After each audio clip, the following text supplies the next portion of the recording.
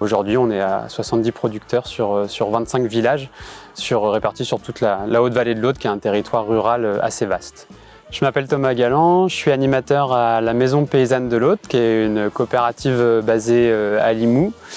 Ça fait 4 ans que je travaille dans cette structure. J'ai d'abord été accompagnateur à l'installation agricole et depuis 2 ans, j'accompagne des projets agricoles en tout genre sur le territoire audois.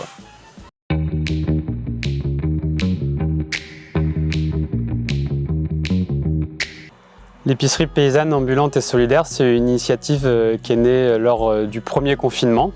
directement dans les jours qui ont suivi, où des paysans et des habitants de la haute vallée de l'Aude se sont associés pour continuer à vendre les produits qu'ils vendaient habituellement sur les marchés mais qui avaient malheureusement fermé. Et donc de fil en aiguille, comme ça, de façon très spontanée, voilà, des référents se sont désignés sur les territoires des différents villages de la haute vallée de l'Aude. De nouveaux paysans sont rentrés dans la boucle, ce qui fait que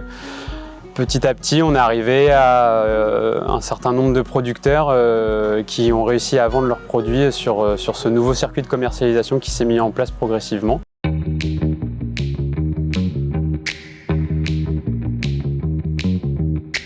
L'épicerie paysanne, sa volonté première, c'était de rendre service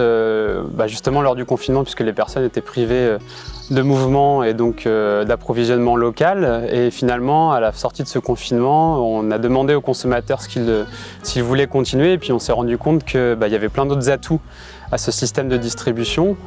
sur un territoire, comme je disais, qui est très rural par ailleurs.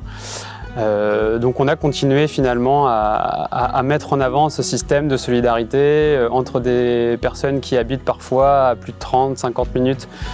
du premier commerce et des producteurs qui ainsi peuvent toucher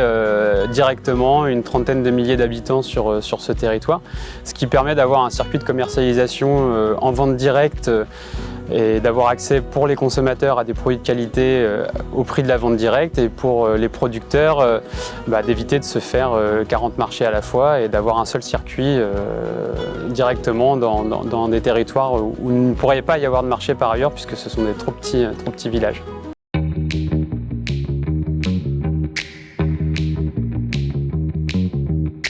La volonté en fondant une SIC, donc une société coopérative d'intérêt collectif, au niveau de la Maison Paysanne de l'Aude, c'était vraiment d'impliquer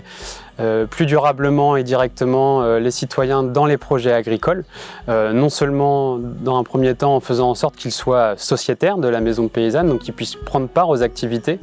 et ça se matérialise par la possibilité de pouvoir s'impliquer sur différents projets, comme celui de la consigne du verre par exemple, sur l'épicerie paysanne par ailleurs, où des citoyens soit donnent du temps sous forme de bénévolat ou participent, on va dire, à la réflexion qui amène derrière les projets à se concrétiser.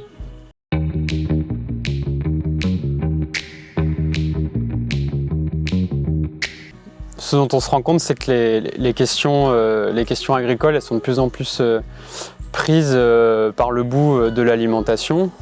Nous, c'est quelque chose qu'on fait depuis très longtemps, en proposant par exemple des circuits de commercialisation locaux, en labellisant des produits comme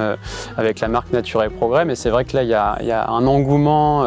notamment de la part des consommateurs, autour des questions de manger mieux, tout simplement, qui est une question quand même centrale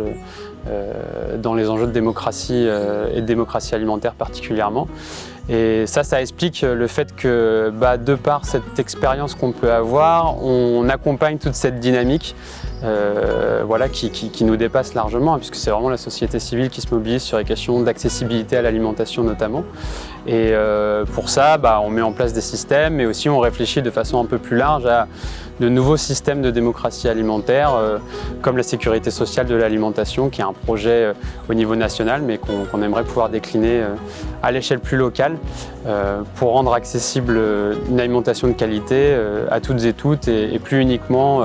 aux personnes les plus précaires ou aux personnes les plus riches, mais en tout cas avoir une approche globale de l'accessibilité à l'alimentation.